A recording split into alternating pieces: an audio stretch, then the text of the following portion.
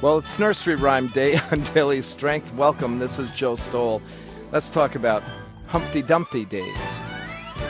Our text for today is Psalm 13:5, where we read, "But I trust in your unfailing love, and my heart rejoices in your salvation."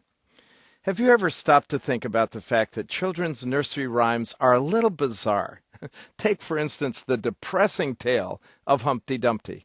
You know, it's that Humpty Dumpty sat on a wall, Humpty Dumpty had a great fall, and all the king's horses and all the king's men couldn't put Humpty together again.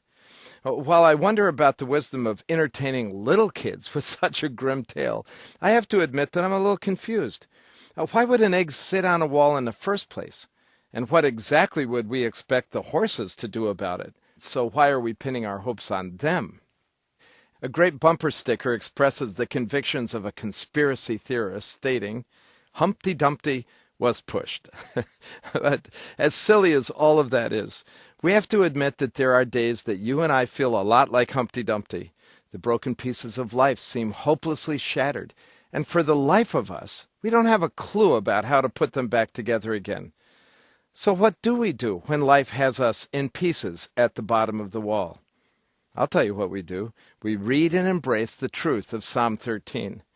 David starts the psalm with refreshing honesty, the kind of candor we unfortunately don't often encounter in church world. In his despair, he complains to God, "How long, O Lord, will you forget me forever?"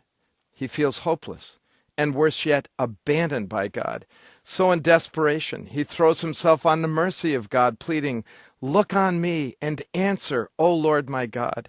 Give light to my eyes, or I will sleep in death." But even as he expresses his hurt and anguish, it's interesting that the tone of David's prayer changes. Because in verse 5, David's attention shifts from his broken life to the solid, unchanging character of God. Of course, intense prayer always does that. When you're with God, you can't help but shift your attention from yourself to him. So seeing God afresh, David's heart is finding new strength as he affirms, "But I trust in your unfailing love, and my heart rejoices in your salvation." Now, I have to tell you that the English language can't possibly do justice to the original word used here. Translated as unfailing love, the Hebrew word chesed means the kind of faithful, eternal love for us that is rooted in God's very nature. It is never based on circumstances, moods, or our actions. It's a love that acts on our behalf in spite of anything. And thankfully, it is a love that is backed, as the psalmist says, by the full power of God to save us in the midst of trouble. David came to realize that if he knew who in his situation, he didn't need to understand the why. In fact, he didn't even need answers about the how of the situation, like how he was going to get out of it or how he'd be put back together again. His Father would take care of him, and somehow, even in his shattered state, he could rest in that. So, when your life is splattered at the bottom of the wall, turn your heart to him. You will see afresh that we have a King who knows how to put broken lives back together again.